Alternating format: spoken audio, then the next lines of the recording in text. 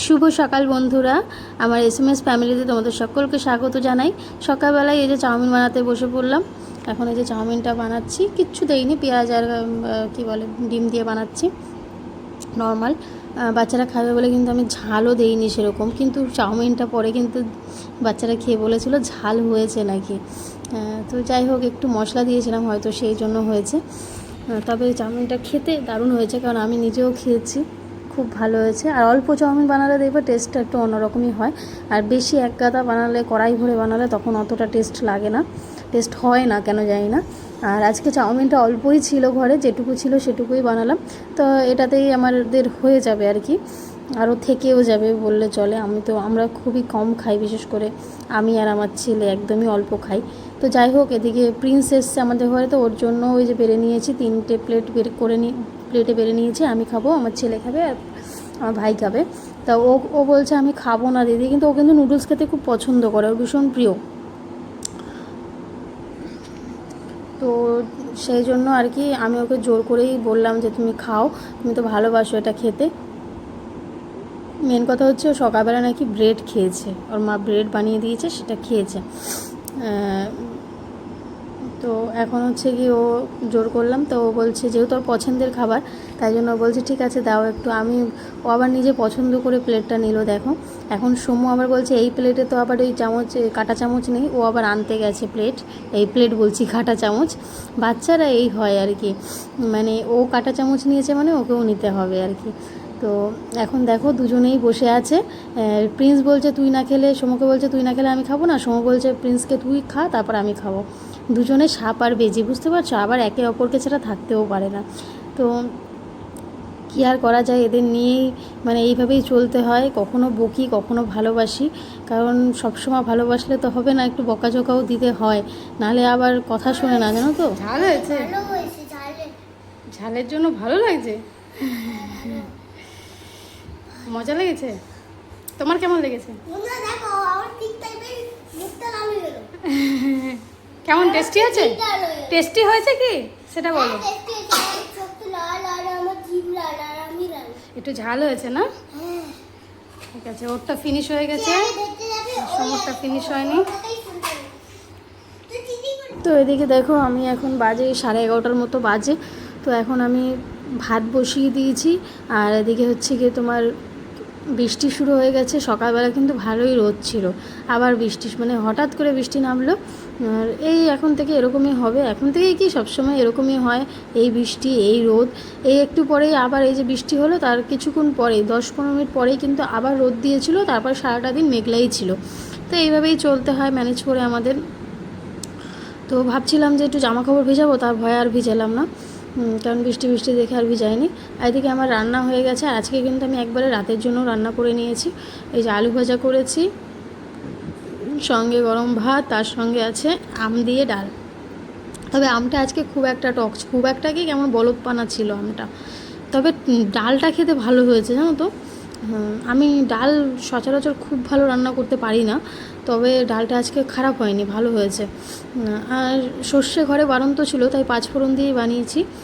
সর্ষেটা আনতে হবে, সাদা সর্ষে আছে, কালো সর্ষেটা আর কি বাড়ন্ত হয়ে গেছে। তো যাই হোক, এবারে হচ্ছে কি রান্নাবান্না করে নিয়ে এখন ছেলেকে তাড়াতাড়ি করে স্নান টান করে নিয়ে আসলাম। এখন বাজে 12টা 10-15 মতো বাজে। তো এখন হচ্ছে ছেলেকে রেডি করিয়ে ও একটু খেলবে, খেলার পরে আর বিছনার অবস্থা তো খুব খারাপ, ছেলেপেলে বাড়ি থাকলে ভীষণ বদমাইশি করে। তবে আজকে হচ্ছে কি ওর যেহেতু ছুটি ছিল, সেই জন্য, আর একটা এক্সামই আছে কালকে। তো কালকের এক্সামটা হয়ে গেলে তারপরে আবার নতুন ক্লাসে ভর্তি হবে। এখন দেখা যাক কদিনের ছুটি দেয়, আবার কয়েকটা দিন ছুটি থাকার পরে আবার রেজাল্ট দেবে। তারপরে হচ্ছে যেদিন রেজাল্ট দেবে সেই দিনই চাইলে আমি ভর্তি করতে পারি, বা তার পরের দিনও ভর্তি করা যায়। তো এই যে ছেলেকে রেডি করে দিয়ে দেখতেই তো পাচ্ছ, মানে হাতে পায়ে সবসময় চঞ্চল, মানে ভাব একটা থেকেই যায়, কিছু না কিছু বদমাইশি করতেই থাকে। তাও বাড়িতে একটু কম করে, দিদা বাড়িতে গেলে একটু বেশিই করে। দেখো কিছুতেই বসাতে পারছি না, এই বলছি বাবু হয়ে বসো, আবার পা ছাড়িয়ে বসছে, এইভাবেই চলছে অবশ্য। তবে বাচ্চা কাচ্চা বাড়িতে থাকলে একদিকে ভালোও লাগে, তাই না, সময়টা কেটে যায়। তবে আজকে বেশিরভাগটাই কিন্তু বাচ্চাদের নিয়েই ভিডিওটা করেছি, কারণ আজকে সারাটা দিন আমার বাচ্চাদের নিয়েই কেটে গেছে। বাড়িতে বাচ্চারা থাকলে ওদের নিয়েই কেটে যায়। তবে আমার খুব একটা বিরক্ত লাগে না, আমার ভালোই লাগে। কিন্তু কি বলো তো, একটু চাপ হয়ে যায় কি, এই যে মানে এত কাজ থাকে তো তো সবটা আর কি, বিশেষ করে এই ফোনের কাজটার জন্য বেশি মানে সমস্যায় পড়ে যায় আর কি। তো যাই হোক, এইভাবেই চলতে হবে, মানিয়ে গুছিয়ে নিতে হবে। তো এখন দেখো, ওই যে ছেলেকে ঘুম পাড়িয়ে দিয়েছি, ওকে না ঘুম পাড়ানো অবধি তো আমি ঠিকঠাকভাবে কাজ করতে পারি না। তো ওই যে রান্নাবান্না তো করে নিয়েছি, এখন গ্যাস ট্যাসগুলো ভালো করে, গ্যাসের ওভেন টোভেনগুলো সব মুছে নিচ্ছি। প্রথমে সাবান দিয়ে পরিষ্কার করে তারপর মুছে নিচ্ছি। আর আজকে জানো তো, এত তাড়াহুড়োয় ছিলাম, ওই যে বললাম বাচ্চা বাড়ি থাকলে ভীষণ মানে প্রবলেম হয়ে যায়। তো এই যে এখন আমি প্রতিদিন কিন্তু শুকনো কাপড় দিয়ে মানে লাস্টে মুছে নিই, যাতে দাগ না পড়ে।